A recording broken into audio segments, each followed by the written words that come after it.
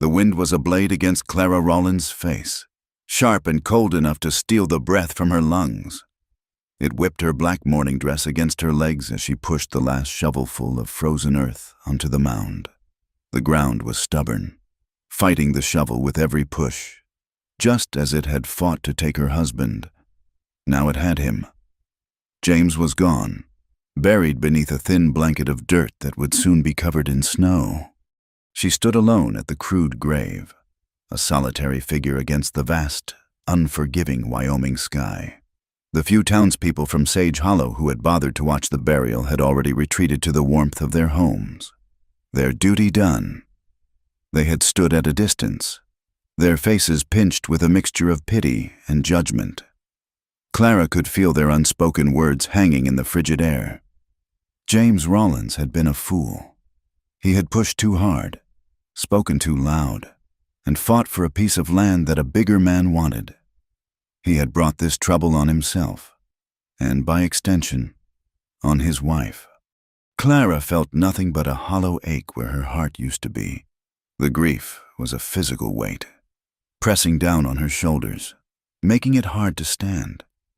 She and James had come west with dreams of a life built with their own hands, a life of freedom and promise. They had poured every cent and every drop of sweat into their small homestead, a patch of dirt that was now marked by a shallow grave. He had died defending it in a spray of gunfire that still echoed in her nightmares. Now she was a widow at 24, with no money, no family, and no one to turn to. Returning to the small, two-room cabin felt like walking into another grave. The silence was deafening. Every object held a memory of James, his worn hat hanging on a peg by the door, his half-finished cup of coffee still on the table, the scent of his tobacco lingering faintly in the air. The cold had seeped through the chinks in the logs, and the fire in the hearth had long since died. She was too tired, too empty, to even think of rekindling it. She sank onto their bed, the corn husk mattress rustling beneath her, and pulled a threadbare quilt over her body, not for warmth, but to hide from the emptiness that surrounded her. The next day brought the banker, a portly man named Mr. Henderson, whose sympathy was as thin as the winter sun. He cleared his throat, avoiding her gaze as he explained the legalities. The loan for the land was in James's name. With him gone, and no means to make the upcoming payment, the bank had no choice but to reclaim the property. He gave her 1 week. 1 week to dismantle a life, 1 week to pack up the remnants of a shattered dream. Desperation became Clara's constant companion. She tried to sell their meager possessions, hoping to gather enough coin for a stagecoach ticket, though she had no idea where she would even go. She laid out James's tools, the sturdy German steel axe he had been so proud of, the plow they had nearly starved to purchase. She offered the spare furniture, the rocking chair James had made for her, the small pine table where they had shared their meals. The neighbors came, but not to buy. They came to stare. Goodwife Albright pursed her lips and shook her head, muttering to her husband about the bad luck that clung to the Rollins homestead. Another farmer picked up the axe, weighed it in his hand, then set it down again. His eyes filled with a wary superstition. "A tool used by a dead man brings a curse," he said, more to himself than to her. The whispers followed her like a shadow. Cursed. That was the word they used. She was the widow of a troublemaker, a woman touched by violence and death. No one wanted any part of it. With the homestead picked bare by creditors and her own failed attempts to sell what was left, she walked the 3 miles into Sage Hollow. The town was little more than a single dusty street lined with wooden storefronts, a saloon, a church, and a general store.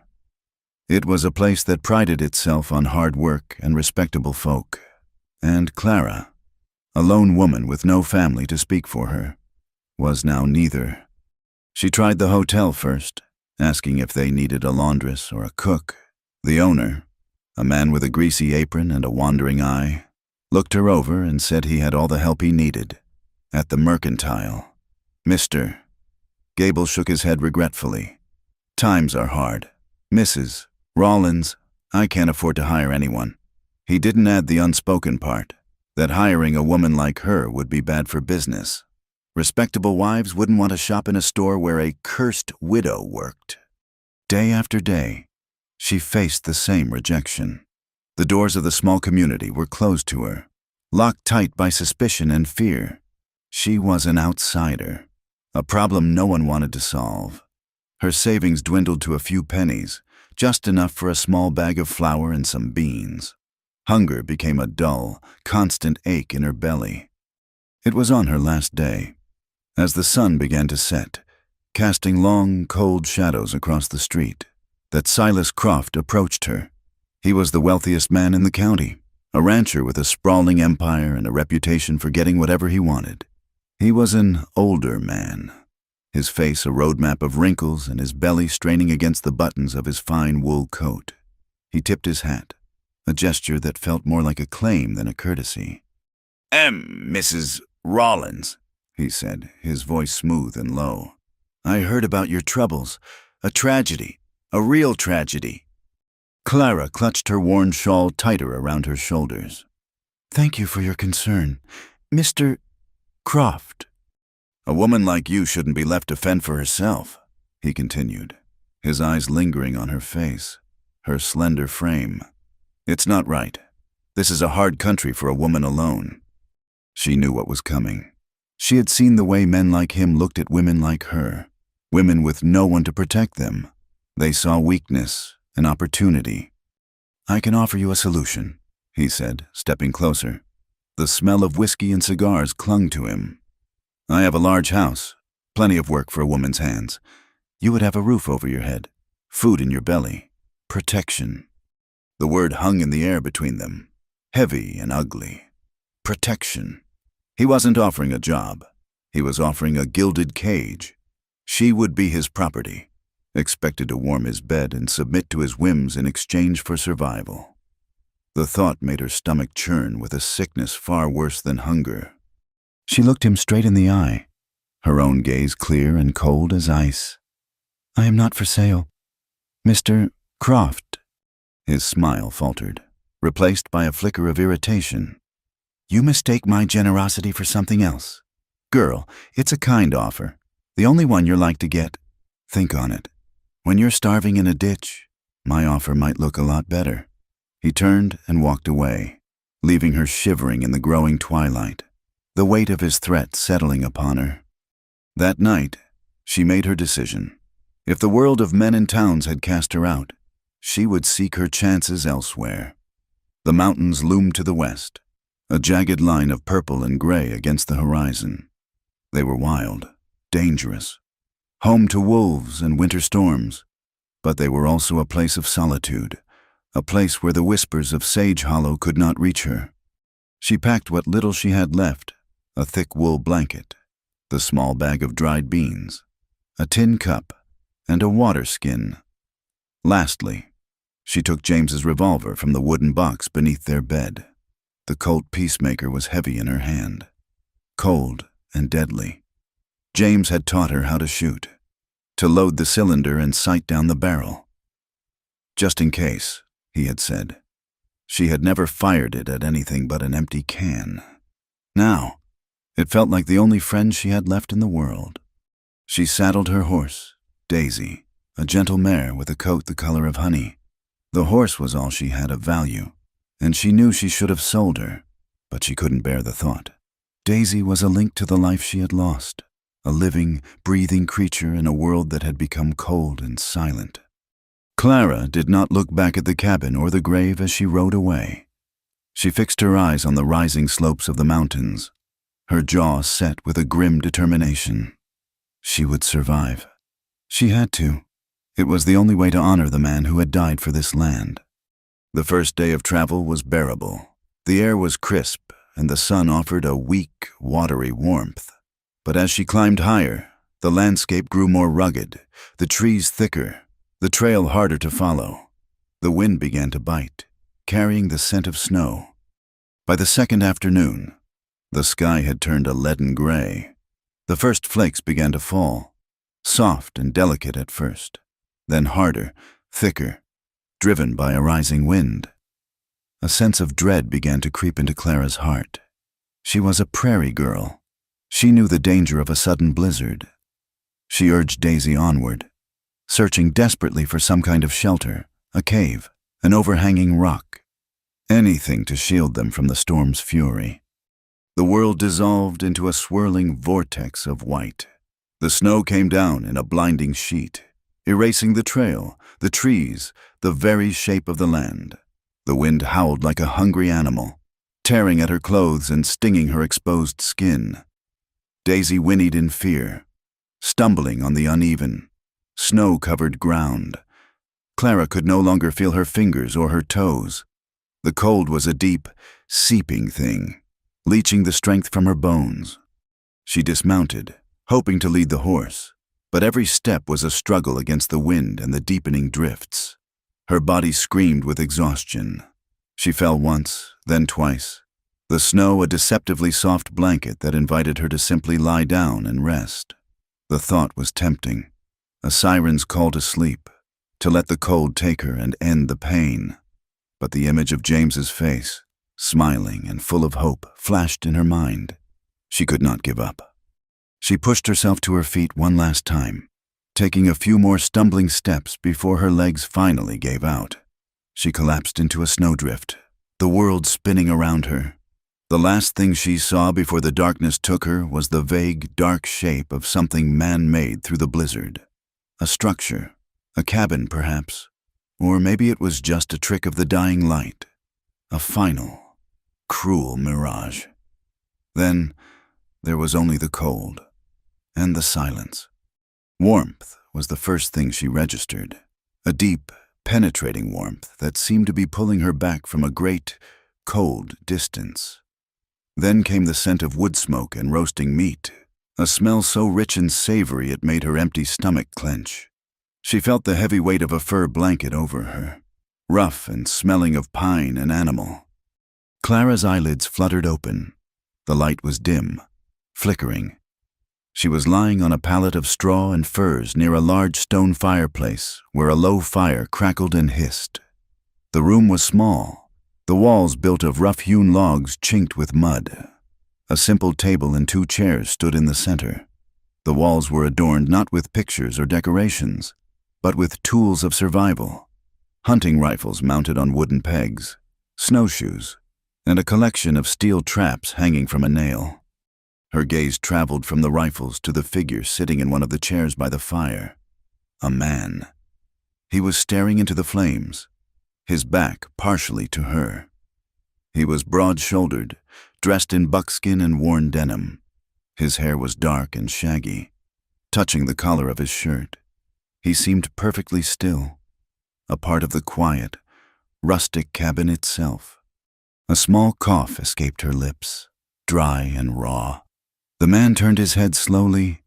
His face was all angles and shadows in the firelight.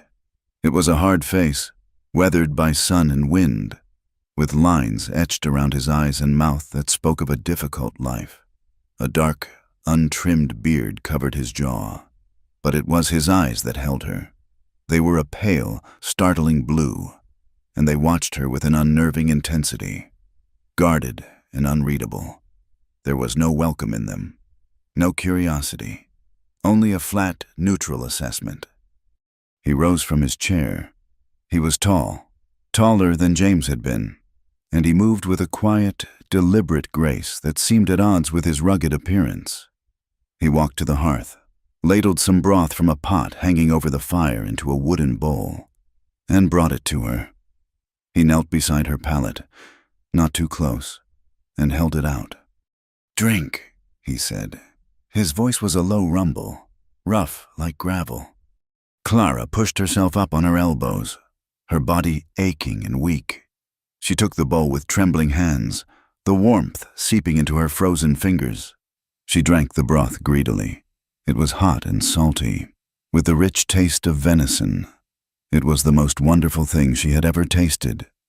When she finished, he took the empty bowl from her without a word and returned to his chair by the fire. The silence stretched between them, broken only by the crackling of the logs. Clara's mind, slow and foggy, began to clear. She was in a stranger's cabin, a man who lived alone in the mountains, surrounded by guns. Every instinct screamed danger. "Where am I?" she asked, her voice raspy. "My cabin," he answered, not looking at her. Who are you?" He hesitated for a moment, as if the question were an intrusion. "Eli Carver." The name meant nothing to her. "You found me." "Found your horse first. You were half buried in the snow. Lucky I was checking my trap lines." He spoke in short, clipped sentences, offering no more information than was necessary. She pulled the fur blanket tighter around herself, her fear warring with a profound sense of gratitude. He had saved her life. But why? Men in this part of the country rarely did anything for nothing. She looked at his hands, resting on the arms of his chair. They were large and calloused, the knuckles scarred. They were the hands of a man who worked and fought. And deep within his guarded eyes, she saw something else, something buried and painful that he kept locked away. "The storm's not letting up," he said, his gaze still fixed on the fire. "Could last for days. You can stay until you're well enough to ride." It was not an invitation, but a simple statement of fact. He had rescued her from the storm, and he would give her shelter until it passed. After that, she would be on her own again. Clara lay back down, her head spinning. She was alive. She was warm, but she was not safe. She was trapped by the blizzard in a remote cabin with a hard, silent stranger, a man whose past was a complete mystery. She didn't trust him, not for a second, but as the wind howled outside, shaking the very walls of the cabin, she knew with a chilling certainty that she had nowhere else to go. The days that followed bled into one another, marked only by the shifting light through the cabin's single grime-streaked window. Outside, the world remained a maelstrom of white. The snow fell relentlessly, piling in great drifts against the door and walls, sealing them inside the small, smoky room. The isolation was absolute. For Clara, it was a slow return to life. The deep, bone-aching cold of the blizzard receded, replaced by the dull ache of muscles unused and the sharp pangs of a hunger that was finally being sated. Eli Carver remained a ghost in his own home. He was a creature of routine and silence. Each morning, before the sun had fully risen, he would be up, stoking the fire until it roared back to life. His movements economical and quiet. He would leave a plate of fried salt pork and a tin cup of bitter coffee on the hearth for her before pulling on his heavy winter coat and snowshoes and disappearing into the white wilderness. He would be gone for hours, sometimes the entire day, returning with a brace of rabbits or a grouse slung over his shoulder. He never spoke of where he went or what he saw. He was simply a presence that came and went, as predictable and as distant as the rising and setting of the unseen sun. He avoided her eyes.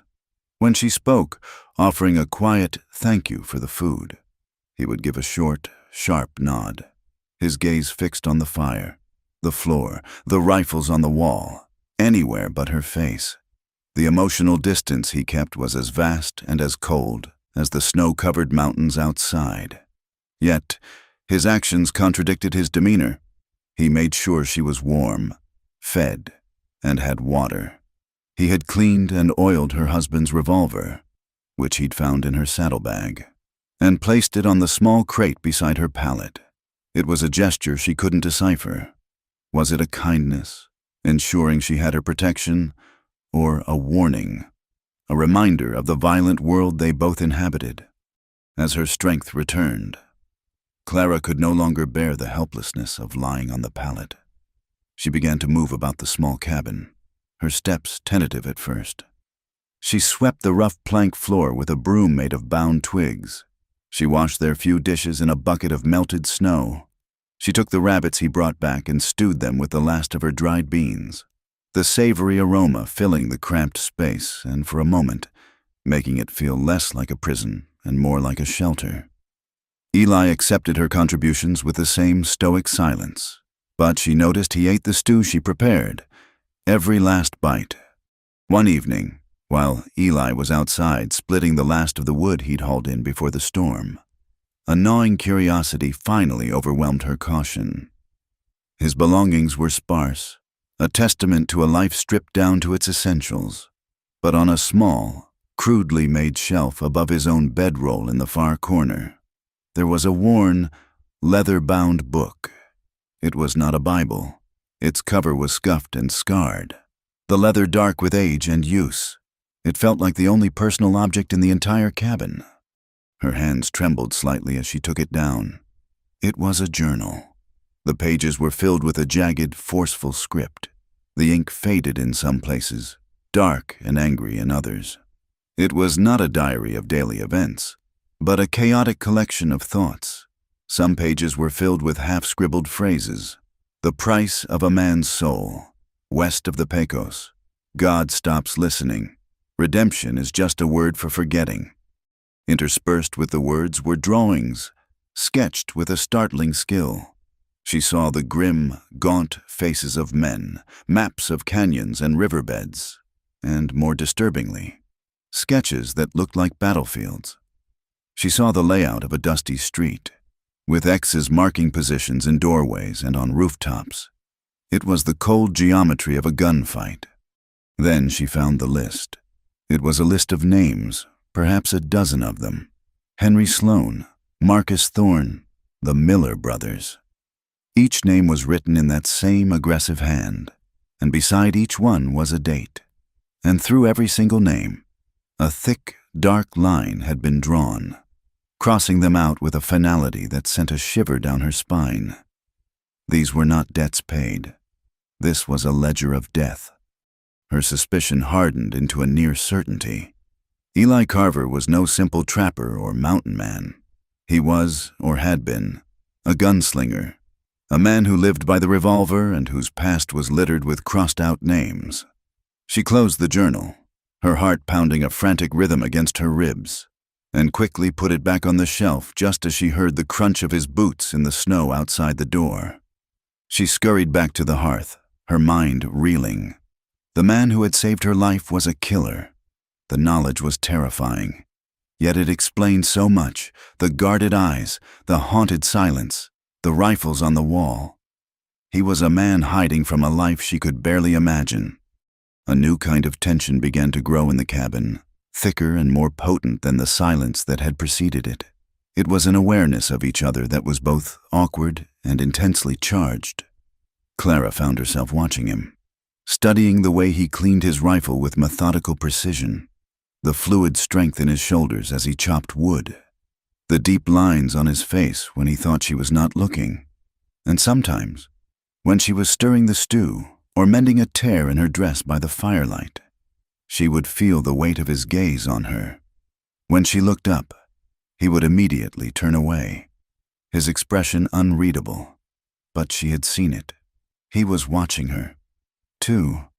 One afternoon, the steady, rhythmic thud of his axe splitting firewood outside suddenly stopped. It was followed by a sharp, guttural curse. Clara rushed to the door and peered out. Eli was standing with his back to her, his shoulders rigid. He was staring at his left hand. A dark line of red was welling up, dripping onto the pristine white snow. The axe, slick with blood, lay at his feet. He must have missed his mark, the blade glancing off the log and into his own hand. Without thinking, she grabbed a strip of clean linen she had been saving and hurried out into the biting cold. "Let me see," she said, her voice firm. He turned, a dark scowl on his face. "It's nothing." "It is not nothing. You are bleeding all over the snow," she insisted, reaching for his hand. He flinched, pulling back as if her touch might burn him. But she was persistent, gently but firmly taking his large, calloused hand in her own. The cut was deep, a nasty gash across his palm. The sight of his blood made her feel a strange, protective surge. "Come inside," she ordered, her tone leaving no room for argument. He followed her, a reluctant giant, and sat heavily in the chair by the fire while she fetched the bucket of clean water. She knelt before him and began to clean the wound.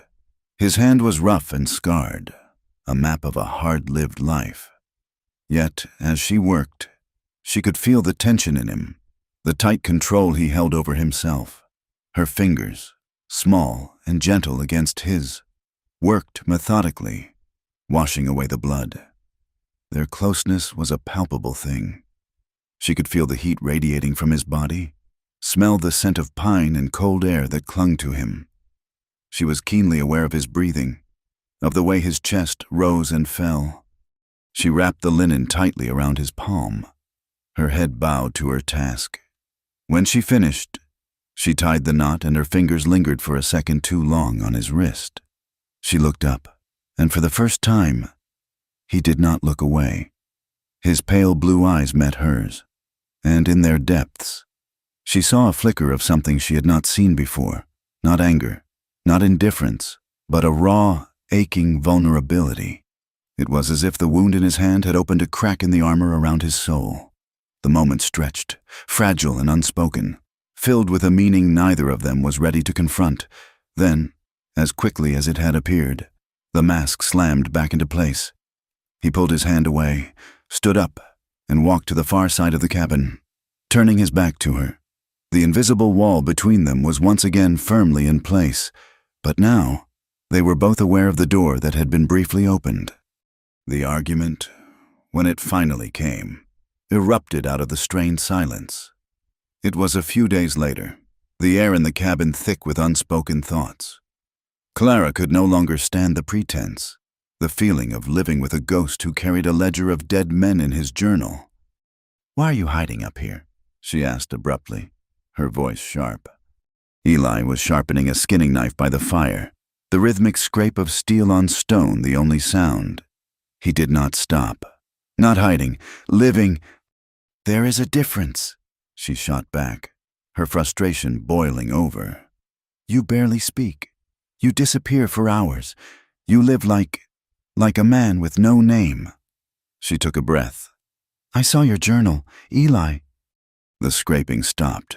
He set the knife and stone down on the hearth with slow, deliberate care. He still did not look at her. "You had no right.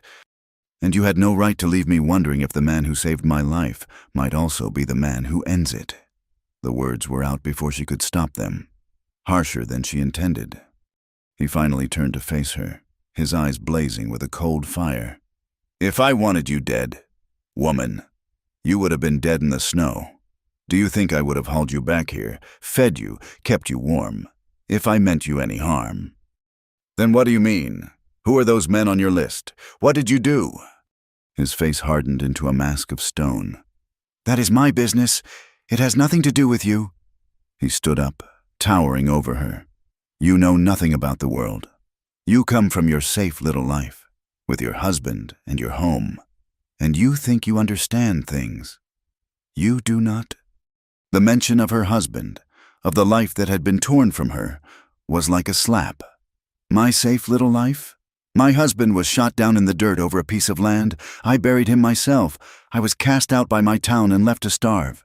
Do not you dare speak to me of what I know." Tears of anger and grief welled in her eyes. "Whatever you are running from, it cannot be worse than what I have already lost."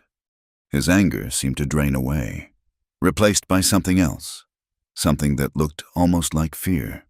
The fire in his eyes softened, and he looked away, his jaw tight. "Yes," he said, his voice a low, rough whisper. "It can—" He turned his back on her again, ending the conversation. He had not been cruel. His anger had been a shield, a desperate attempt to push her away, to keep his past buried. She understood then that his solitude was not a preference, it was a penance. A fragile truce settled between them in the days after the argument. The air was clearer, the questions unasked but understood. Clara began to help him in more meaningful ways. The storm had damaged the cabin, shaking loose some of the chinking between the logs. Together, they mixed mud and dried grass, and she handed him clumps of the mixture as he stood on a crate, forcing it into the gaps. They worked in a comfortable, silent rhythm, their hands and bodies moving in a strange, unspoken partnership. The shared, simple task of repairing his shelter began to repair the breach between them. In the quiet companionship of their work, Clara found a small, warming comfort. The isolation of the mountains no longer felt like a prison. It was becoming a sanctuary, a world that contained only the two of them. One evening, as darkness fell, a new sound pierced the steady moan of the wind. It was a long, mournful howl, rising and falling in the distance, closer than she had ever heard it before. A wolf. The sound was primal, lonely, and filled with a wild hunger that spoke of the unforgiving nature of the world outside their door. Another howl answered the first, this one seeming to come from just beyond the tree line. A tremor of pure, animal fear shot through Clara. She was a woman of the plains, where the dangers were vast but visible. The mountains held different fears, older and more hidden. She looked at Eli. He was sitting by the fire, cleaning his pistol, seemingly unperturbed.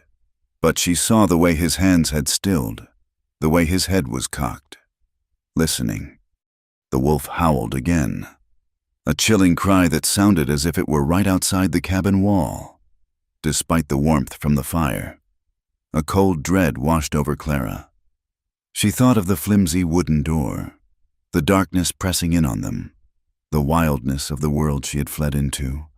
All the loss, the fear, the desperation of the past weeks coalesced into a single, overwhelming feeling of being utterly alone and vulnerable. She looked at her own cold, empty pallet on one side of the hearth. Then she looked at Eli, a formidable silhouette against the flickering flames. He was a man of violence and secrets, a man she should fear. But in that moment, he was also strength. He was a wall against the terrifying darkness. The silence in the cabin was his. The warmth from the fire was his. The very air she breathed was his. He was survival.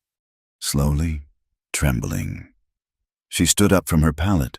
She crossed the small space between them and, without a word, she slipped into his bedroll beside him, pulling the thick fur up to her chin. Eli froze. Every muscle in his body went rigid. He did not look at her, did not move. He just sat there, his pistol still in his hand, staring into the fire as if he had been turned to stone. The tension in the air was so thick she could barely breathe.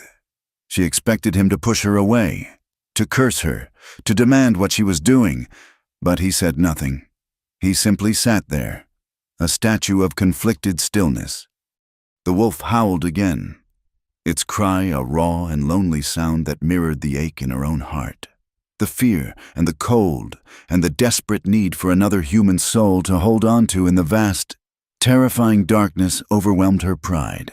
She pressed closer to the warmth of his body. Her voice was a ragged whisper, barely audible above the crackling fire and the howling wind. "Don't stop," she breathed, the words a plea torn from the deepest part of her. "I need this." He did not answer. He did not speak again for the rest of the night. But after a long, long moment, he slowly, carefully, set the pistol down on the hearth. He shifted his weight and lay down beside her, his back to her, still not touching. Then, as another howl ripped through the night, she felt his arm move, reaching back and pulling her against him.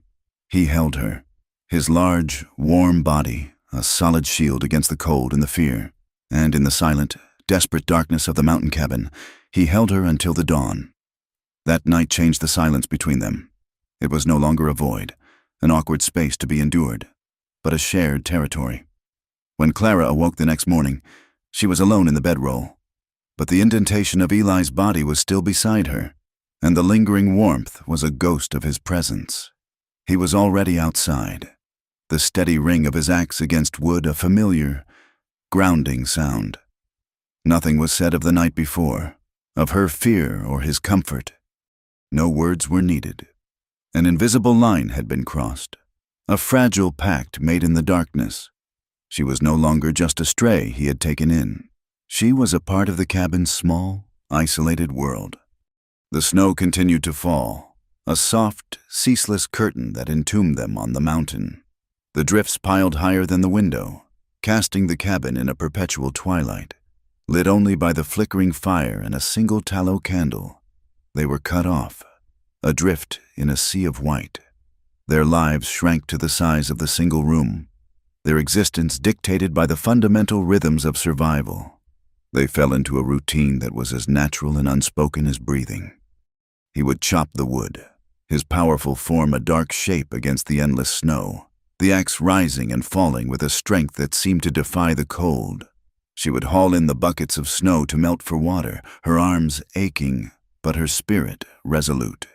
He would hunt and trap, returning with frozen, fur-covered offerings that she would then transform into their sustenance.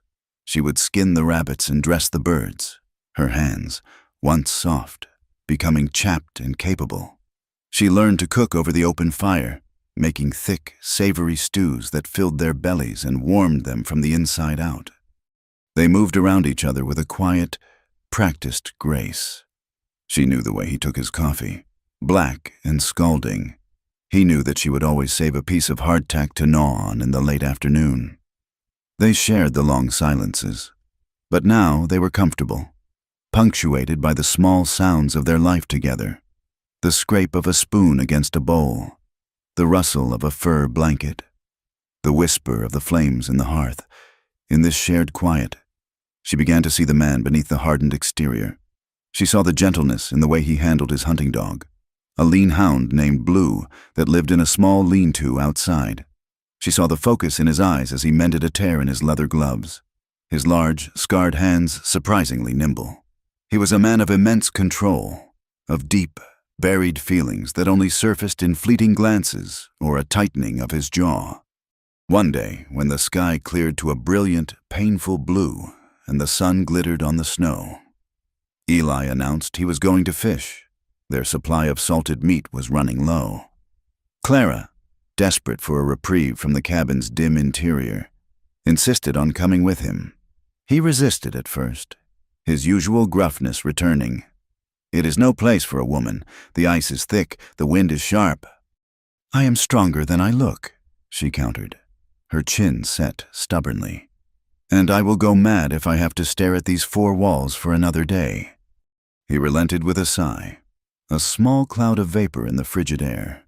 He bundled her in a spare fur-lined coat that was far too large for her, its scent of pine smoke and Eli wrapping around her like an embrace.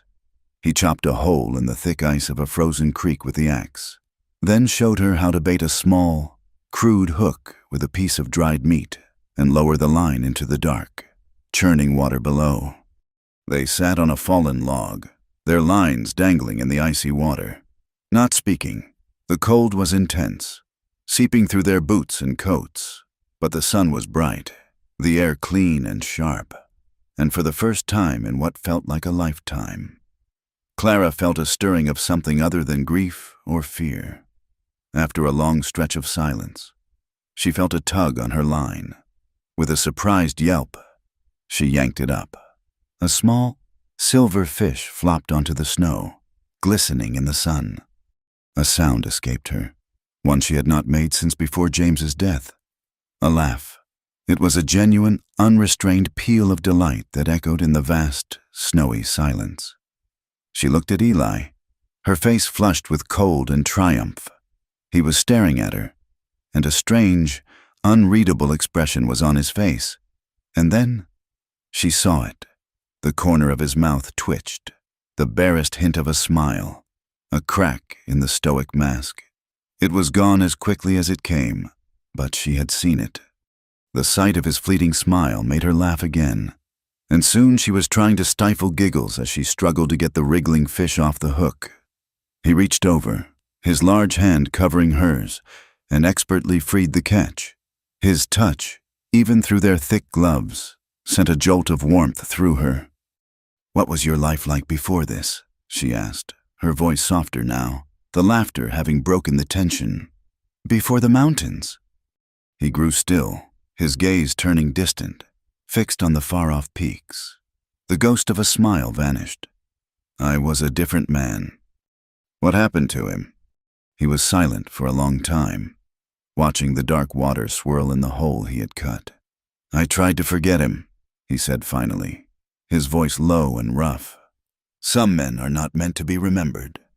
That night, huddled by the fire, the fish stewing in the pot, his words echoed in her mind. Some men are not meant to be remembered. She thought of James, of the desperate need she had to keep his memory alive, to honor the man he was.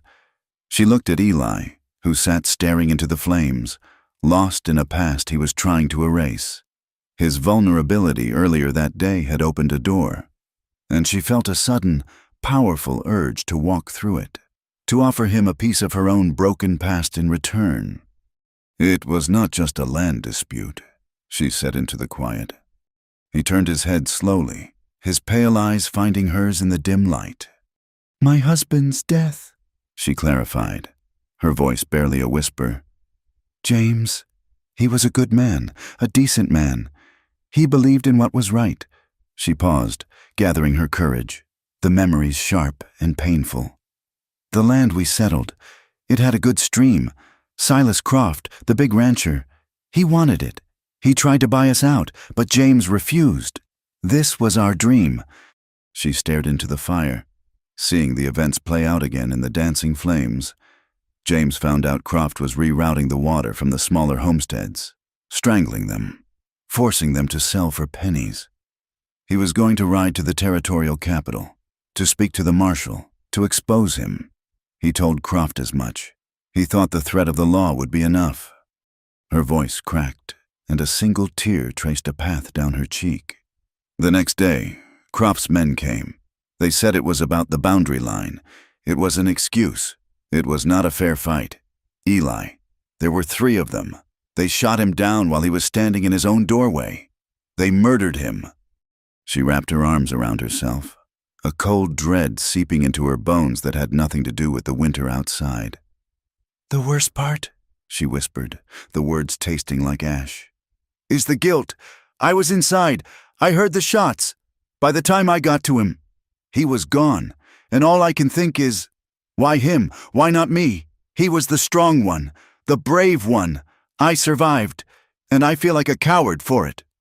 She finally looked at him, her eyes pleading for, she did not know what. Understanding, perhaps. Absolution. Eli's face was a mask of stone, but his eyes held a deep, profound sorrow. He did not offer empty words of comfort. He simply listened, his silence a vessel for her grief. He reached out, not to touch her, but to place another log on the fire. The deliberate, practical act a strange sort of comfort. He was tending to the warmth, keeping the darkness at bay. He let the silence sit for a long time before he spoke, his voice a low rumble that seemed to come from the very depths of his soul. "Guilt is a heavier burden than a coffin." He looked at his own hands, turning them over as if seeing them for the first time. "It is something you carry until it grinds you into dust." He took a deep breath, and the story he had held buried for so long began to emerge, dragged piece by painful piece into the light. "I was once a hired gun," he said, the words stark and ugly in the quiet cabin.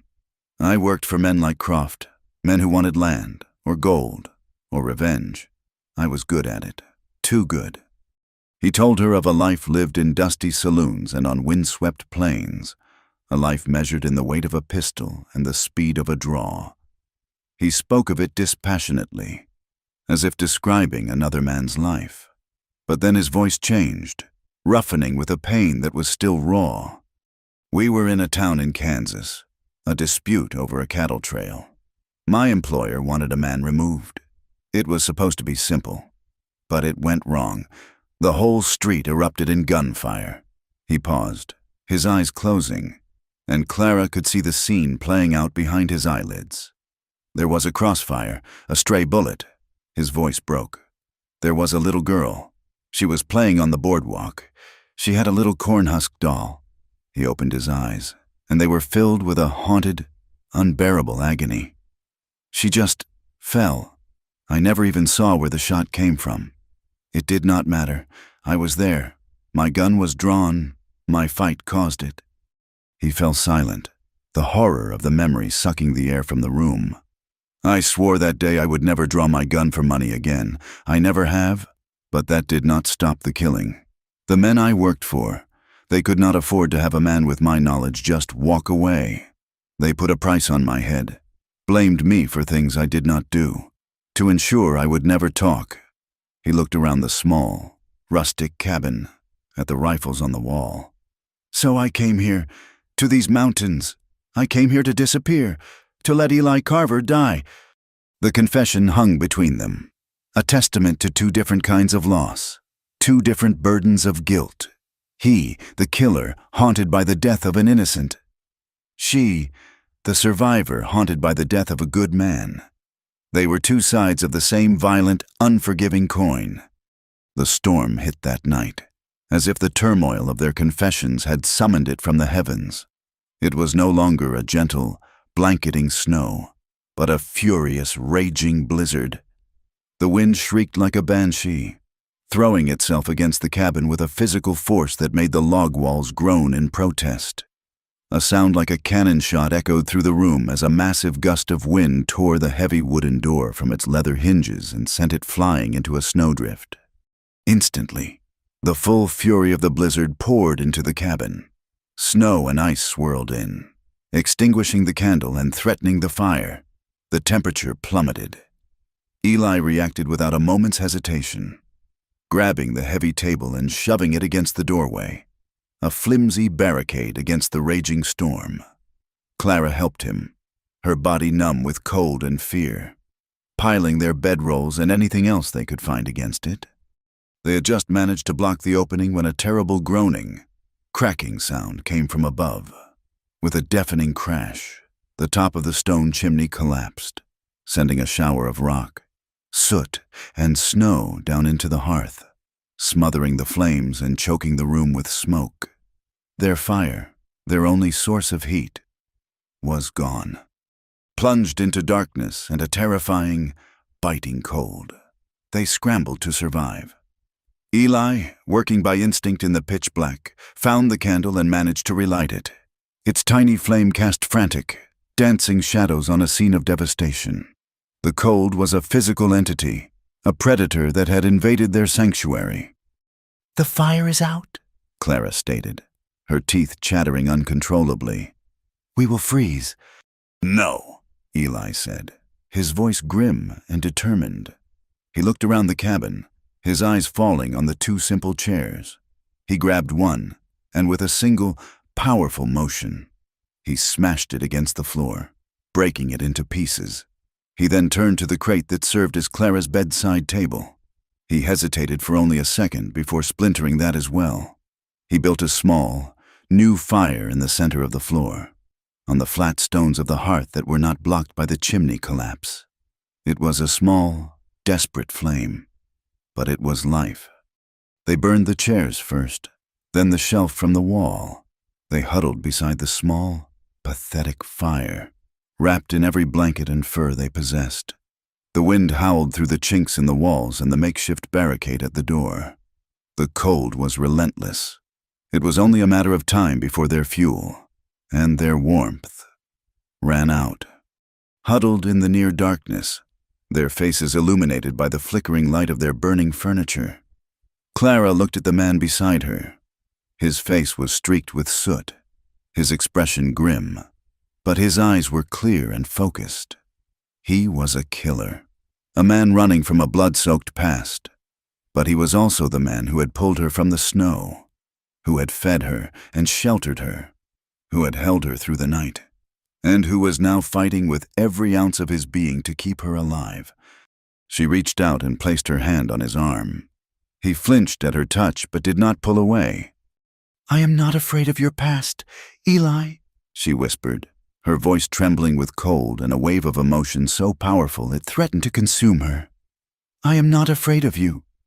He looked at her, his pale eyes searching hers in the firelight. He saw no judgment, no fear, only a deep, unwavering acceptance. The cold was seeping deeper into their bones. The fire was dying again. Their time was running out. She knew, with a certainty that transcended thought, what she wanted.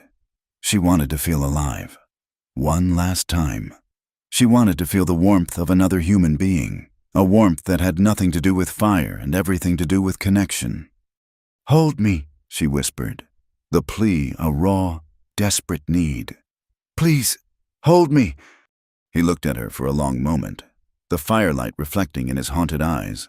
Then, he nodded slowly. He fed the last of the splintered wood into the flames and then turned to her. He gathered her into his arms, pulling their shared blankets around them. His embrace was hesitant at first. Then it tightened with a desperation that matched her own. In the heart of the storm, beside a dying fire, surrounded by the remnants of their shattered shelter, they came together. It was not a gentle or romantic coupling. It was slow, aching, and raw. It was a collision of two wounded, lonely souls reaching for something warm in a world that had grown impossibly cold. Their movements were guided by a desperate, unspoken need to feel, to connect, to affirm that they were still alive. His touch was not that of a practiced lover, but of a man relearning a forgotten language. Her response was not that of a coy maiden, but of a woman claiming her own survival. Illuminated by the guttering candle and the embers of their last fire, they made love. It was not perfect. It was real. It was two broken hearts finding a fragile, fleeting solace in the arms of another. A desperate, defiant act of life in the very face of death. Spring did not arrive with a grand announcement. It came in whispers. It began with the sound of dripping water, a steady, rhythmic plink-plonk from the icicles melting on the eaves of the cabin. Then came the smell of damp earth, a rich, loamy scent that pushed through the sterile cold of winter. The creek, once silent and frozen, began to murmur and then to roar, its voice growing stronger each day as it threw off its shackles of ice. Birds returned, their songs a startling intrusion into the profound quiet Clara and Eli had shared for months. The thaw changed the world inside the cabin as much as it did the world outside. The perpetual twilight gave way to bright, clear sunlight that streamed through the window, illuminating the dust motes dancing in the air and the new lines of comfort etched around Clara's eyes. They ventured further from their shelter, their world expanding with the receding snow. Together, they gathered the first tender green shoots of wild onions and fiddlehead ferns. He taught her which roots were good to eat and which mushrooms would kill a person before they finished their meal. They worked to repair the ravages of the winter. The roof needed new patches of sod, and they worked side by side, passing the heavy squares of earth up the ladder Eli had fashioned.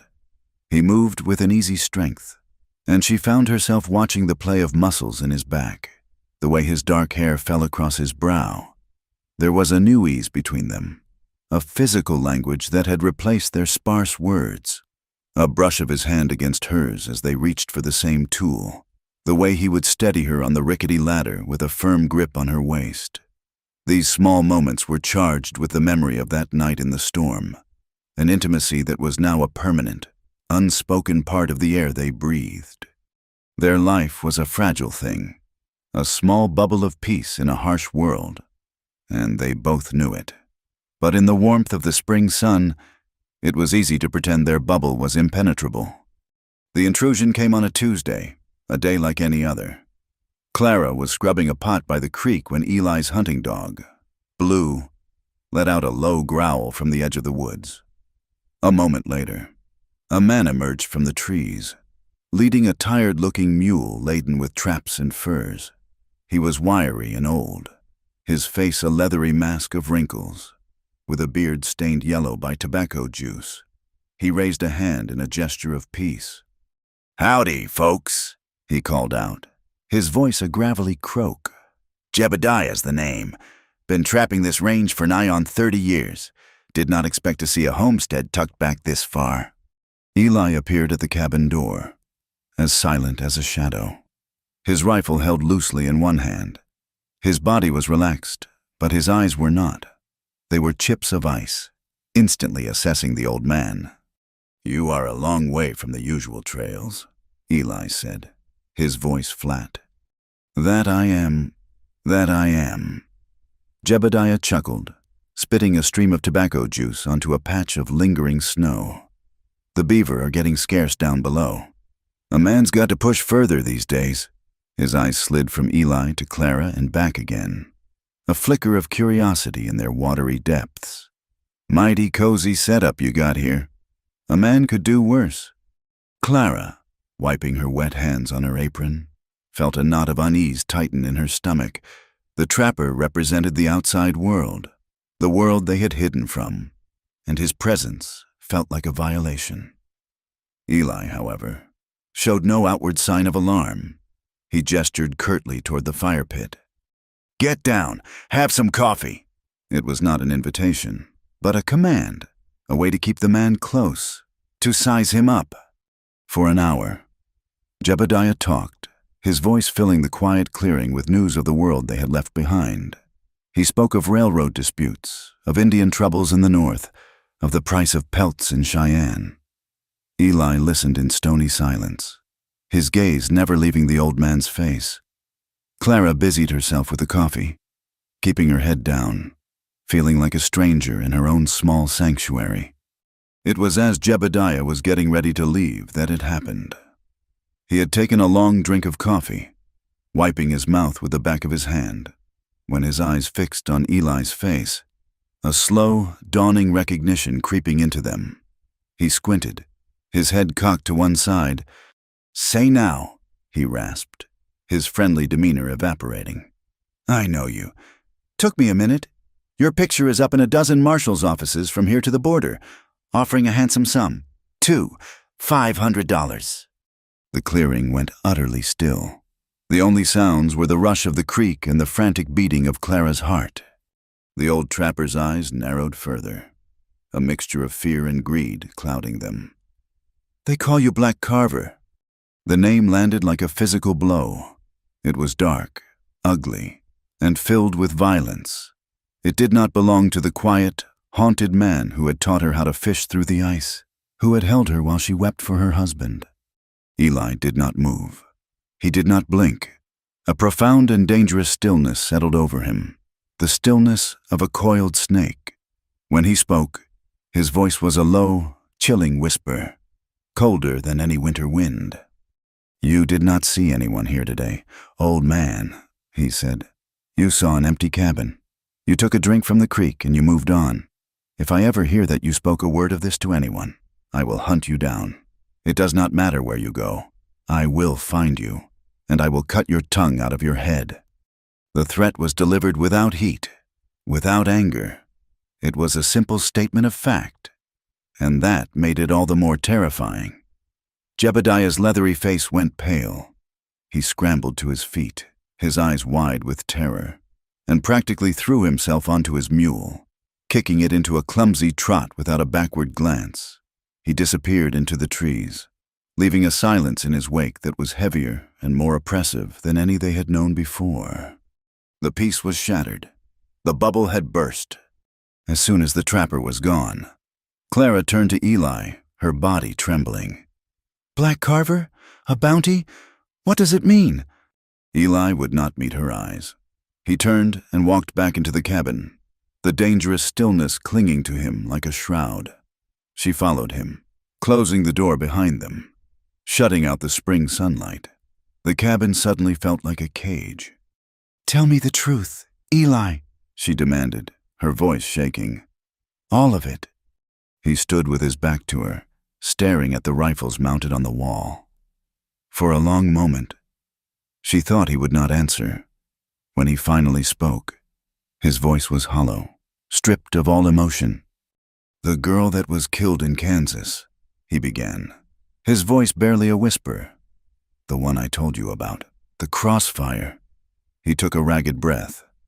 "It was my brother who fired the shot, my younger brother, Samuel. He was just a boy, barely 18, foolish and hot-headed. I brought him into that life. It was my fault." Clara felt the floor shift beneath her feet. "He would have hanged," Eli continued, his voice thick with a pain that was years old.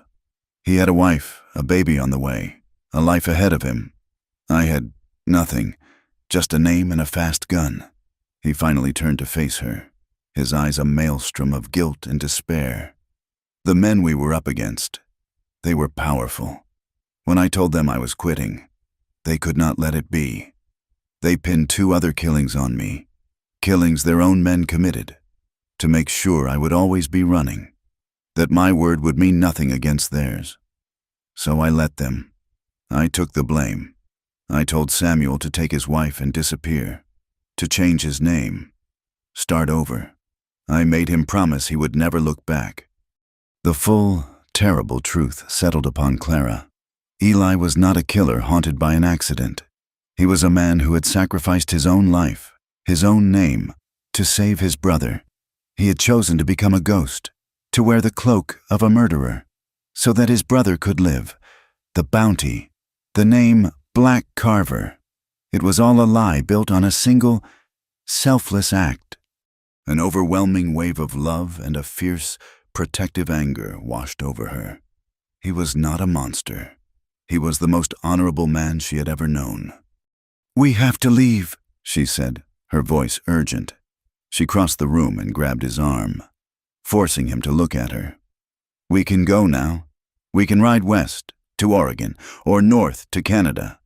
Somewhere they have never heard the name Black Carver. We can start a new life. Eli, together." He looked down at her hand on his arm, and then into her eyes.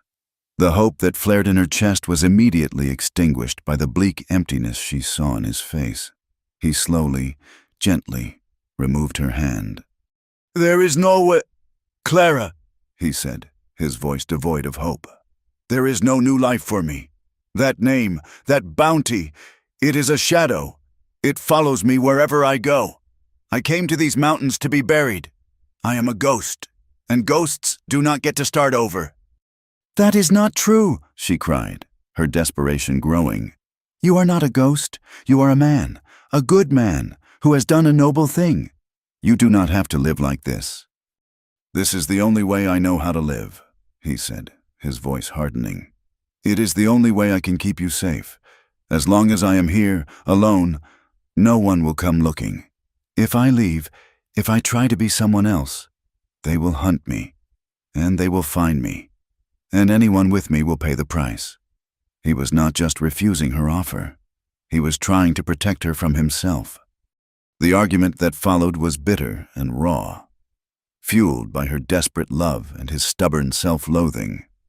She pleaded, she reasoned, she begged. She called him a coward for giving up, for letting those men win, for throwing his life away.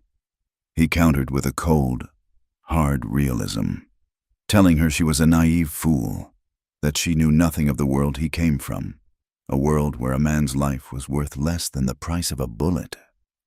"I have seen what that world does to good people," she sobbed, tears of frustration and heartbreak streaming down her face. "It took my husband. I will not let it take you, too." "It already has," he said, his voice flat and final. In a last, desperate attempt to break through the wall he had built around his heart, she stood before him, her small frame trembling, and spoke the 3 words she had been holding inside for weeks. "I love you, Eli." The words hung in the air between them, fragile and powerful. She searched his face for any sign, any flicker of response. She saw the turmoil in his eyes, the deep, aching sorrow. She saw the war he was fighting with himself, but he did not speak the words back. He could not. To admit he loved her would be to admit he had something to lose, a reason to fight for a life he truly believed was already over. He simply turned away from her, presenting her with his rigid, unyielding back. The silence that followed was more painful than any blow. It was the sound of her heart breaking. That night, Clara lay in her bedroll, staring into the darkness. His rejection, his refusal to even hope, had not extinguished her love. It had forged it into a hard, sharp resolve. If he would not save himself, then she would do it for him. He believed he was a ghost, a name on a wanted poster. She would prove to him that he was a man worthy of a life, a man worthy of being loved. A desperate plan formed in her mind. She would ride back to Sage Hollow, She would go to the sheriff. She would tell him everything she knew about Silas Croft, about how he had murdered her husband. Croft was a powerful man, but he was not above the law. If she could expose him, perhaps she could make a deal. Offer testimony against Croft in exchange for the law looking into Eli's case, for a chance to clear his name. It was a wild, foolish gamble, but it was the only one she had. Before the first hint of dawn, while Eli was still asleep, she rose as silently as a wraith. She dressed quickly, her movements sure and quiet. She packed a small satchel with some dried meat and a water skin. Lastly, she slipped James's revolver into the waistband of her skirt. She looked at Eli one last time, his dark hair falling across his face. The lines of pain softened in sleep. A fierce, aching love filled her. "I will not lose you," she thought. She slipped out of the cabin, the cool morning air a shock against her skin. She saddled Daisy with trembling hands, her heart pounding with a mixture of fear and determination. She did not look back as she urged the mare down the muddy, winding trail that led away from the mountains, away from the only place she had known safety, and back toward the world of men. The journey was treacherous. The spring thaw had turned the path into a morass of mud and slick rock. But Clara pushed onward, her mind focused on her goal. She rode for hours, the sun climbing higher in the sky. She was halfway to the plains, in a narrow, wooded ravine, when Daisy suddenly shied, her ears flattening against her head as she let out a nervous whinny. Clara reined her in, her hand immediately going to the butt of the revolver. She scanned the trees, her senses on high alert. The woods were too quiet. A twig snapped to her right. Before she could turn, 2 men stepped out onto the trail in front of her, blocking her path. A third emerged from the trees behind her. They were rough men, with cruel, pinched faces and guns holstered on their hips. She recognized them instantly. They were Silas Croft's men, the same men who had come to her homestead that fateful day, the men who had killed James. "Well, look what we have here," the leader sneered. A man with a scarred lip and dead, cold eyes. The little widow decided to come down from the mountain after all. "Mr. Croft was getting worried about you, said you might be a loose end that needed tying up." Panic, cold and sharp, seized her. They had been watching, waiting. They had not come for Eli. They had come for her. "Stay back," she warned, her voice coming out stronger than she felt.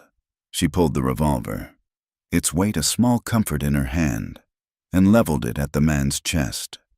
He just laughed, a harsh, ugly sound. "Put that away, little lady, before you hurt yourself." He took a step forward. Clara's hand tightened on the trigger. She would not die like James. She would not. She pulled the trigger. The explosion of the gunshot was deafening in the narrow ravine. The man grunted and staggered back, clutching his shoulder where a dark red stain was already blossoming on his shirt. But before she could fire again, the man behind her lunged. He grabbed her, his arm locking around her throat, and tore the gun from her grasp. She fought, kicking and scratching like a cornered animal, but he was too strong. The scarred man, his face contorted in a mask of rage, stalked toward her. "Stupid girl," he snarled, and then his fist came out of nowhere. A blinding flash of pain exploded behind her eyes. The world tilted, the green of the trees and the blue of the sky dissolving into a swirling blackness. And then there was nothing. Miles away, in the quiet of the mountain cabin, Eli Carver awoke with a start. He did not know what had woken him, only that something was wrong. The air in the cabin felt cold, empty. He looked toward Clara's pallet. It was empty. Her blanket was neatly folded. He was on his feet in an instant. Her satchel was gone. The peg where her coat hung was bare. A cold dread, worse than any blizzard, washed over him. He ran outside. The tracks were clear in the damp earth, leading away from the cabin, down the mountain. Daisy's tracks. And hers. He knew, with a gut-wrenching certainty, where she had gone, and why. The fool, the brave, stubborn, loving fool. She had gone to save him. He ran to the small corral where he kept his own horse. As he was saddling the powerful buckskin, his eyes scanned the trail below. He saw it then, a lone horse, a gentle mare the color of honey, wandering aimlessly among the trees, her reins dragging in the mud.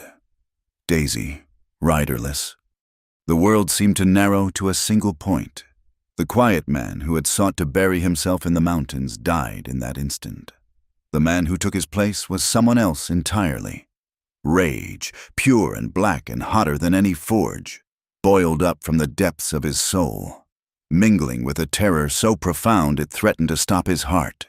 He checked the load in his rifle, his movements swift and economical. He slid his Colt from its holster, spinning the cylinder, his face a mask of cold, lethal fury. He was no longer a ghost hiding from his past. He was Black Carver, and he was going hunting. The trail of a panicked horse is not hard to follow. The trail of men trying to hide their tracks is... Eli Carver followed both. He moved through the woods with a speed and silence that was unnatural, his buckskin horse picking its way through the treacherous terrain without a sound. The rage that had ignited in him upon finding Daisy riderless had cooled into something far more dangerous, a cold, methodical certainty. Every snapped twig, every disturbed patch of mud, every scuff mark on a rock was a word in a story he knew how to read all too well, a story that ended in blood. He found them in a small, secluded clearing.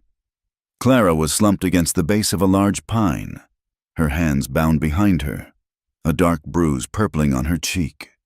She was conscious, her eyes wide with a defiant fear. The man she had shot was propped against a tree, his face pale, his shirt a sodden mass of red. The other two, the scarred man and his lackey, were arguing over what to do next. "We cannot take her back to Croft now," the lackey whined. "She shot Frank. We were just supposed to scare her." "Croft will not care how it gets done. You fool," the scarred man snarled. "He just wants the loose end tied. We finish it here. No one will ever find her." He drew his pistol. Clara flinched but did not scream. Her chin came up, a silent act of courage that twisted the cold knot in Eli's gut into a blade. He did not call out. He did not issue a warning. For years, he had lived by a solemn vow, a penance paid in silence and solitude. That vow was now dust. These men had touched what was his. They had hurt her.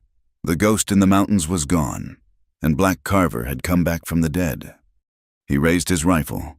The world narrowed to the space between the iron sight and the scarred man's back. He squeezed the trigger. The crack of the rifle shot was like a thunderclap in the clearing. The scarred man jerked, a look of profound surprise on his face, before he pitched forward into the dirt, a neat dark hole between his shoulder blades. The second man spun around, his pistol clearing its holster, his eyes wild with panic. Eli was already moving, sliding from his horse. The rifle dropped, the Colt seeming to leap into his hand from its holster. The years of disuse fell away. The muscle, the instinct, the cold calculus of violence. It was all still there, a terrible and familiar part of him. Two shots rang out in quick succession, so close they almost sounded like one. The lackey's shot went wide, kicking up dirt near Eli's feet. Eli's did not. The man grunted, a red flower blooming on his chest, and collapsed in a heap. Silence descended, thick and ringing. The only sounds were the panicked breathing of the wounded man and the soft whisper of the wind in the pines. Eli stood over the bodies, the smoke curling from the barrel of his Colt, his face a mask of cold fury.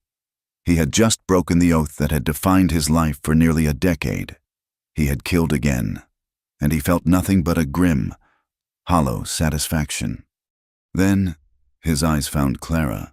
She was staring at him, not at the dead men, but at him. Her expression was not one of fear of him, but of awe and a deep, gut-wrenching terror for him. He walked toward the last man, the one Clara had shot in the shoulder. The man was trying to crawl away, his face a mask of agony and fear. Eli kicked the man's gun out of his reach and stood over him. "Who sent you?" Eli's voice was a low growl, unrecognizable. "Croft," the man gasped, cradling his shattered shoulder. "Silas Croft. He wanted the widow silenced. Please, do not kill me." Eli stared down at the pathetic, whimpering man. The rage inside him screamed for one more death, one more pull of the trigger to erase this filth from the world.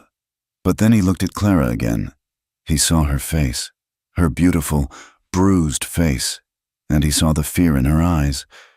Not for herself, for his soul. He holstered his pistol. "Get on your horse," he said, his voice cold. "Ride back to your master. You tell Silas Croft that Clara Rollins is under my protection. You tell him if he or any of his men ever come near her again, I will burn his entire ranch to the ground with him inside it. Now go." The man scrambled away, half crawling, half running to his horse, and fled without a backward glance. The adrenaline that had sustained Eli began to fade, and a searing, white-hot pain flared in his side. He looked down. A dark, wet stain was spreading across his buckskin shirt, just above his hip. In the chaos of the gunfight, the lackey's wild shot had not missed entirely. He had been hit.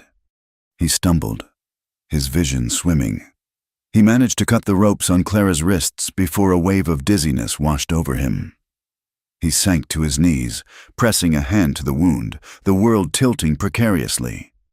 "Eli!" Clara's voice was a sharp cry. She was beside him in an instant, her small hands hovering over his, her face pale with shock. "It is just a graze," he lied, his voice weak. He tried to stand, but his legs would not obey. The ground rushed up to meet him, and the last thing he saw before the darkness claimed him was Clara's face, her eyes wide with a fierce, terrifying determination. Clara had never known she possessed such strength. It was the strength of desperation, of a love so fierce it bordered on madness. Eli was a dead weight, his tall, powerful frame utterly limp. Getting him onto his own horse was a monumental struggle, a battle of leverage and will that left her gasping for breath, her muscles screaming in protest. But she did it. She tied him to the saddle to keep him from falling, and then, leading his horse and her own, she began the grueling journey back up the mountain. Every step was an agony of fear. She watched the dark stain on his side spread, watched the sweat bead on his pale brow. He was burning with fever, muttering names she did not recognize. Samuel, Maria, ghosts from the past he had tried so hard to bury. She talked to him, a constant stream of whispers and pleas. "Stay with me. Eli, do not you dare leave me. You are not a ghost. You are not allowed to become one. I will not let you." She pushed on through the afternoon and into the twilight, her body numb with exhaustion, her mind a singular point of focus, the cabin, the sanctuary. When they finally arrived, she half carried, half dragged him inside, lowering him onto his bedroll by the cold hearth. The next days were a blur of fever and fear. She became his nurse, his guardian, his anchor to the living world. She tore strips from her own petticoat to bandage the wound, a deep, ugly gash that had bled far too much. She boiled water and cleaned it relentlessly, fighting the infection that was raging through his body.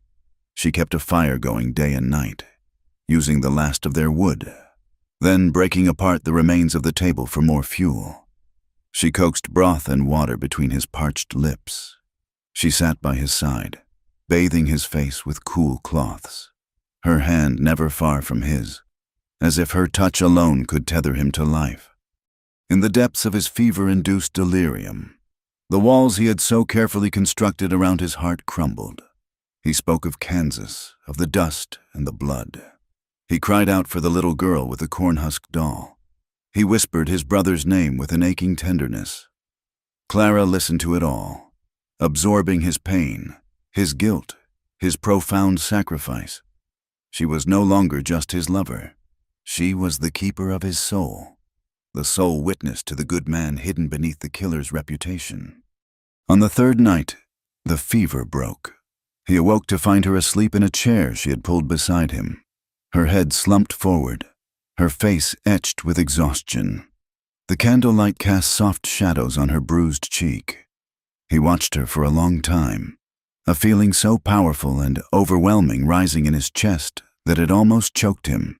He had spent years believing he was empty, a hollow man, but looking at her, he knew he was not. His heart was full of this woman, this fierce, stubborn, courageous woman who had dragged him back from the brink of death. She stirred, her eyes fluttering open. They were bloodshot and weary, but they lit up when she saw him looking at her. A slow, relieved smile touched her lips. "You are awake," she whispered, her voice hoarse. He tried to sit up, a sharp pain in his side making him gasp. She was there instantly, helping him, propping him up against the wall. She brought him a cup of water, and he drank it gratefully. They sat in silence for a moment, the intimacy between them a palpable, living thing.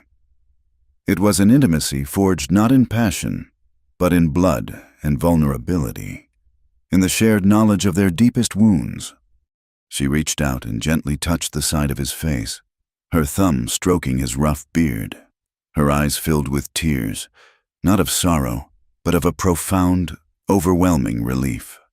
"You came for me," she whispered, the words a statement of wonder, a question, and a prayer all in one. He looked at her, and for the first time, he let her see all the way into his soul. He let her see the love he had tried so hard to deny, the fierce, protective devotion that had driven him to break his most sacred vow. The words came from a place deeper than thought, a place of pure, undeniable truth. "I always would." He healed slowly. Clara tended to him with a gentle patience, her presence a constant, reassuring warmth. As his body mended, so did his spirit. The bleak despair that had been his constant companion for years began to recede, replaced by a fragile, tentative hope. They talked for hours, filling the small cabin with their stories, their fears, their dreams. He told her about his brother, Samuel, and the life he had hoped he was living. She told him more about James, and the simple, happy life they had planned before Silas Croft's greed had destroyed it all. They were no longer two separate people hiding from the world. They were a unit, a partnership forged in fire and blood. When he was strong enough to ride, they knew a decision had to be made. They could not stay on the mountain forever. The trapper knew he was there. Croft's wounded man knew he was there. The world was closing in. The ghost could not remain hidden. "We could still run," Clara said one evening, though her voice lacked conviction. "We could go to Oregon." Eli took her hand, his thumb tracing patterns on her skin. "Running is what almost got you killed," he said, his voice firm. "I have been running for 10 years. It stops now. We go back together." "Together," she repeated, a fierce hope blooming in her chest. They rode into Sage Hollow 2 days later. They did not sneak in under the cover of darkness. They rode down the center of the main street in the bright light of midday, their heads held high. Eli's face was still pale and drawn, his arm in a sling, but he sat tall in the saddle. Clara rode beside him, her expression a mixture of fear and unshakable resolve. Their arrival caused an immediate stir. Doors opened. Faces appeared in windows. The whispers started instantly. The widow Rollins, returning from the wilderness with the strange mountain man. He looked like he had been in a gunfight. Goodwife Albright pulled her children inside, her face a mask of disapproval. But Mr. Gable, the mercantile owner, stepped onto his porch and gave Clara a slow, deliberate nod of respect. They dismounted in front of the sheriff's office and walked inside. The sheriff, a man named Miller with a drooping mustache and a weary expression, looked up from his paperwork, his eyes widening in surprise. Mrs. Rollins," he said. "We had thought, well, it is good to see you are safe." His eyes flickered to Eli, lingering on the Colt holstered at his hip. "And who is this?" "This is Eli Carver," Clara said, her voice clear and strong, ringing with a confidence she did not entirely feel. "And I am here to report a crime. I am here to report the murder of my husband, James Rollins, by men in the employ of Silas Croft." She laid it all out. She told him about the water rights, about James's plan to go to the territorial marshal. She described the men who had come to her homestead, the same men who had ambushed her on the trail. She spoke with a fiery conviction, her grief and anger transformed into a powerful demand for justice. Sheriff Miller listened, his expression growing more and more uncomfortable. He shifted in his chair, avoiding her gaze. "Now, Mrs. Rollins, those are very serious accusations. Silas Croft is a respected man in this community. You have no proof." "I am her proof," Eli said, his voice quiet but commanding. He stepped forward and unbuckled his gun belt, placing it on the sheriff's desk with a heavy thud. "I am wanted. There is a bounty on my head for $500. The name is Black Carver." The sheriff's jaw dropped. "The murders I am wanted for in Kansas were committed by men working for the same kind of people as Silas Croft," Eli continued, his voice steady. "Men who believe they are above the law. I took the blame to protect my brother. I have been silent for 10 years. I will be silent no longer. My name is Eli Carver, and I will testify, under oath, to everything I know about the corruption that runs these territories, starting right here in Sage Hollow. And she," he said, looking at Clara with a fierce pride, "will testify against the man who murdered her husband." The town was torn. Clara's public accusation and Eli's shocking surrender became the only topic of conversation. In the saloon, some men scoffed, calling Eli a liar and Clara a fallen woman who had taken up with a known outlaw. The preacher's wife crossed the street to avoid walking on the same boardwalk as Clara. The whispers followed them, a cloud of suspicion and judgment. But something else was happening. Others. The small ranchers and homesteaders who had been bullied and squeezed by Silas Croft for years began to look at Clara and Eli with a quiet admiration. They saw not a whore and a killer, but two people with nothing left to lose, standing up to a tyrant. They saw courage. The blacksmith, a burly man named Peterson, whose own well had run dry last summer, began telling folks that James Rollins had been right all along. A few farmers who had been forced to sell their land to Croft for a pittance gathered in the mercantile, speaking in low, angry tones. The simmering resentment that had been buried under years of fear was beginning to surface. The true test came the next day. The man Eli had wounded, his arm now in a sling, rode brazenly into town and stopped in front of the hotel where Clara was staying. He did not say a word. He just sat on his horse, staring at her window, his message clear and terrifying. Croft was not afraid. He was marking her. Clara went straight to the sheriff. "That man is one of the ones who attacked me. He is threatening me. You have to arrest him." Sheriff Miller wrung his hands, his face slick with sweat. "Now, Clara, he is just sitting there. He has not broken any law. My hands are tied. I cannot protect you from a man who is not doing anything. This is a matter for the circuit judge. When he comes through in the spring." His refusal, his cowardice, was the spark that lit the fuse. The news of the sheriff's inaction spread through the town like a wildfire. If the law would not protect a grieving widow from a known killer, then what good was the law? That evening, as Eli stood on the hotel porch, a silent guardian watching the street, the blacksmith walked by.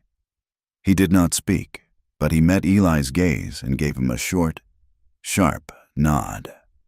A few minutes later, two farmers appeared at the other end of the street, their rifles held casually in their hands, as if they were just out for a stroll.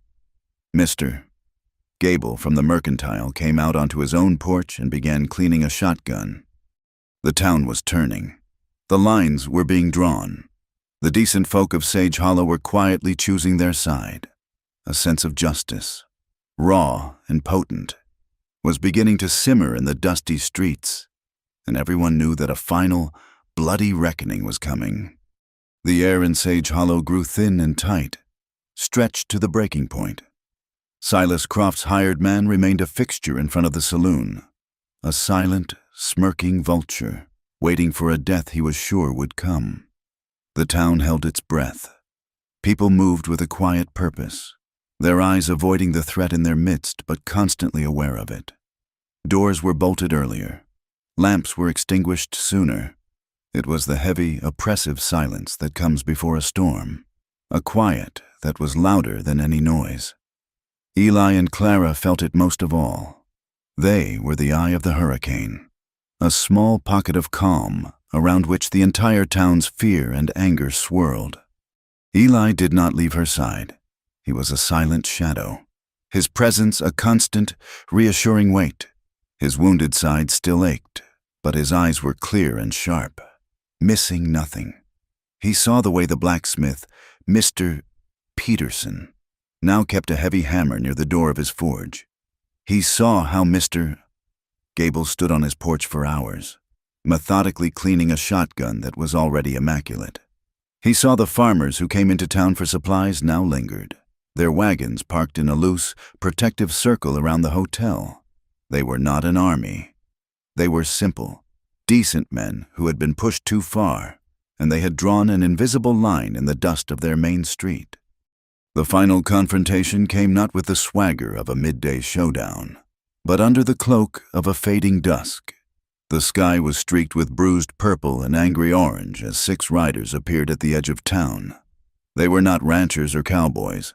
They were hard men, their faces etched with the kind of cruelty that is bought and paid for, their coats unable to conceal the well-oiled pistols at their hips.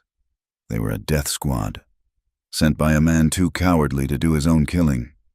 They did not ride down the main street.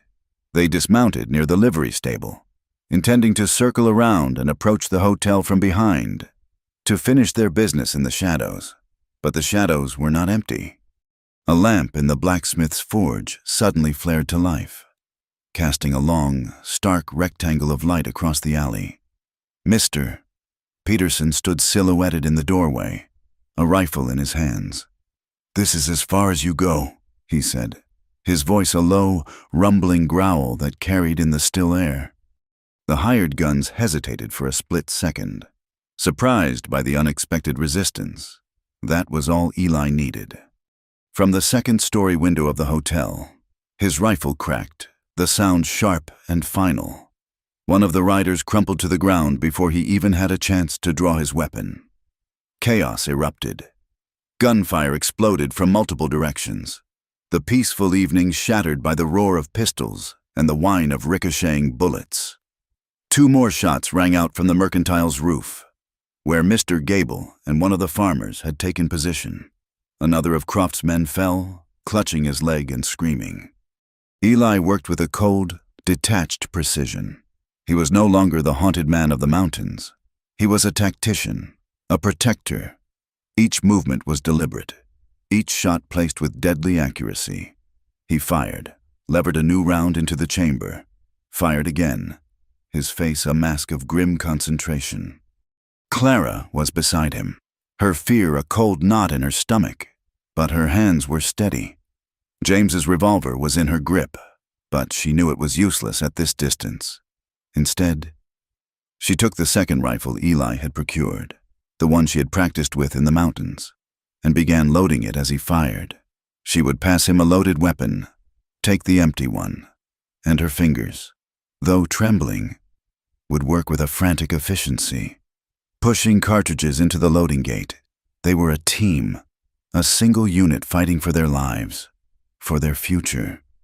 Below, the street had become a battlefield. The hired guns, expecting to corner 2 people, found themselves in a crossfire. They took cover behind a water trough and a stack of barrels, firing wildly into the windows and doorways from which the shots were coming. A bullet splintered the window frame inches from Clara's head, showering her with glass. She did not flinch. She just continued to load. Her focus narrowed to the task, to the man beside her. One of the gunmen made a desperate run for the cover of the livery stable. From the hotel porch below, Clara saw a flash of movement. It was Mr. Gable's wife, a small, stern woman Clara had always been afraid of. Standing in the doorway with an old fowling piece, she fired, and the running man went down in a clumsy heap. The tide had turned. The remaining two gunmen, seeing their numbers dwindling and their ambush failed, knew they were beaten. One of them made a break for the horses. Eli drew a bead on him, but at that exact moment, the last gunman, the leader, rose from behind the water trough, his pistol leveled not at the rooftops, but at Clara in the window. Everything slowed down. Eli saw the man's intent, saw the black hole of the pistol's muzzle aiming for Clara. He did not have time to aim his own rifle. He moved without thinking, shoving Clara to the floor as a deafening roar filled the small room. A searing, brutal force slammed into his chest, stealing his breath and throwing him back against the wall. He slid to the floor, a look of stunned surprise on his face. He had been shot.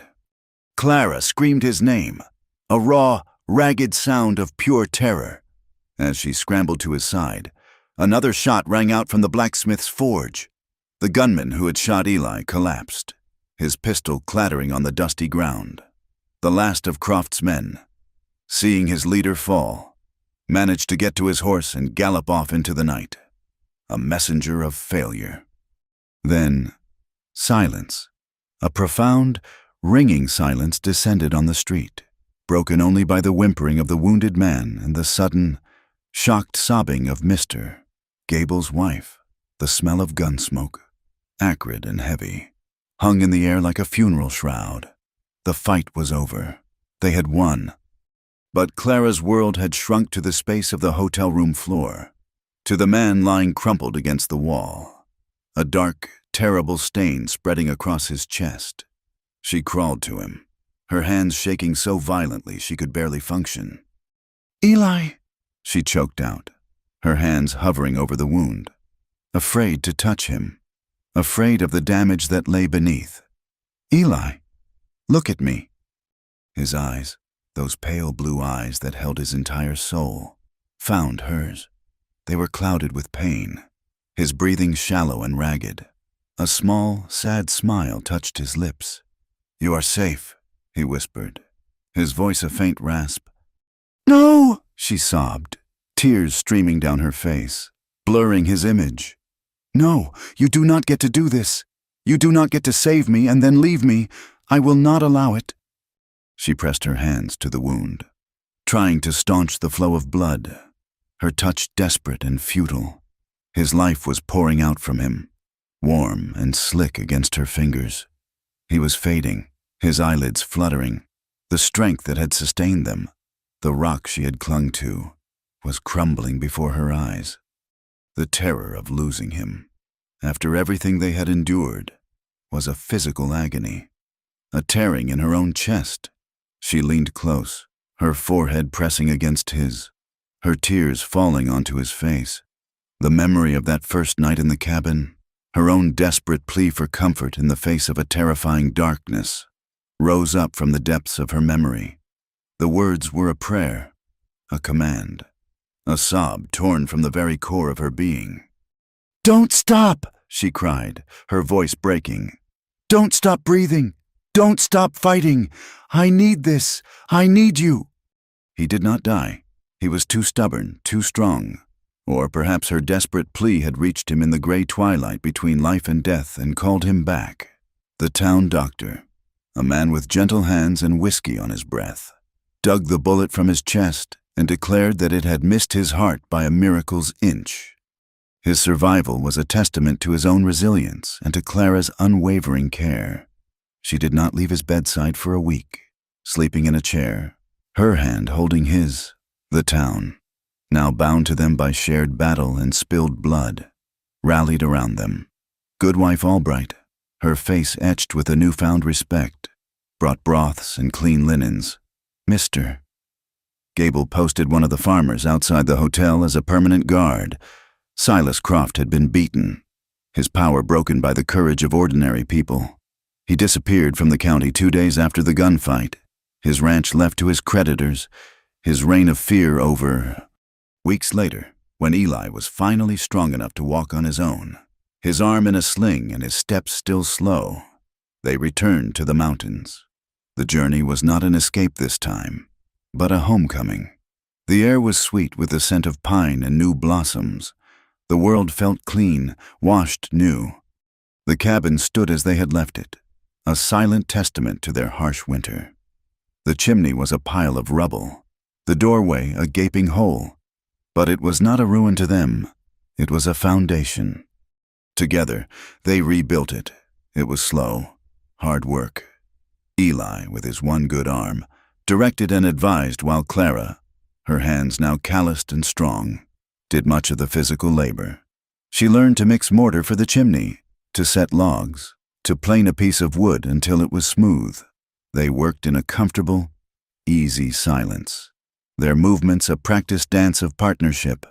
He would watch her, a look of profound love and admiration on his face, and she would catch his eye and smile, a genuine, happy smile that reached all the way to her soul. The cabin that rose from the damage was stronger than the one that had stood before. It was no longer a place of exile, a refuge for a ghost. It was a home, built with their own hands, cemented with their shared survival. The town did not forget them. As autumn began to paint the aspens gold, Mr. Gable rode up the mountain trail with a wagon full of supplies. A new stove, glass for the window, sacks of flour and sugar. It was a gift, he said, from the people of Sage Hollow, an apology and a welcome.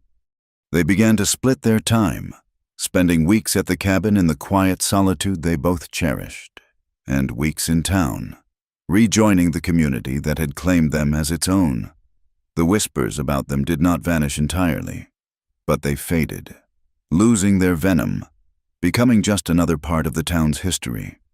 Clara, with the help of the town council, turned the abandoned land office into a schoolhouse. She had a dozen students, the children of the ranchers and farmers who had fought beside them. She found a deep, abiding joy in teaching them to read and write, in nurturing the future of the small town she had once fled. She was no longer just the widow Rollins. She was the schoolteacher, a respected and vital part of Sage Hollow. Eli Carver, the man they once called Black Carver, found his own peace. He did not touch a gun again. Instead, he opened a small livery and began training horses. His quiet patience and intuitive understanding of the animals became legendary in the county. Men who had once feared his name now brought him their wildest colts, trusting him to gentle them. He was no longer hiding from his name, but redefining it, his skilled hands creating trust and partnership where they had once brought only violence. Their love, born in desperation and forged in conflict, settled into something deep and enduring. It was not a fiery, breathless passion, but a quiet, steady flame that warmed them against the cold. It was in the way he would bring her a wildflower he had found on the trail, or the way she would have a hot cup of coffee waiting for him at the end of a long day. It was a partnership built on a foundation of shared scars and absolute trust. One evening, years later, they sat in their rebuilt cabin outside. The first snow of the season was falling, thick, silent flakes blanketing the world in white. A fire roared in the rebuilt chimney, casting a warm, golden glow on the room. The rifles were gone from the walls, replaced by shelves of books and a few of Clara's pressed flower arrangements. The air smelled of wood smoke, baking bread, and peace.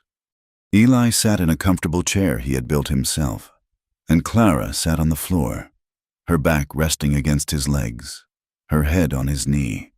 He stroked her hair, his touch gentle, his scarred hands a familiar comfort. The snow fell, muffling the world, creating a perfect, profound silence. They did not need to speak. The silence was no longer empty or haunted. It was full of everything they had overcome: the grief, the fear, the violence, the fight for their lives. It was full of the quiet joy of their schoolhouse, the gentle nicker of the horses in the corral, the warmth of the fire, and the steady, beating rhythm of their two hearts. Finally, truly, at home. Thank you so much for listening to our story. We would love to connect with you. So please comment with where you are listening from.